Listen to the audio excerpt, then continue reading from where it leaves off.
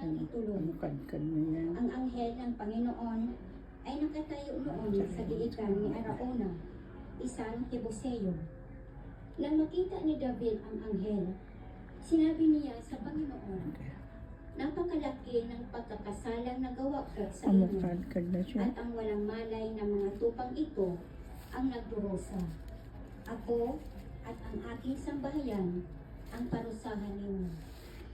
Ang salita ng Diyos. Salamat sa Diyos. Diyos ko, Pasakamay ko. ako'y patawarin Alam ko, sa aking pasakamay ko. pagkasuwain. Diyos ko, ako'y patawarin sa aking pagkasuwain.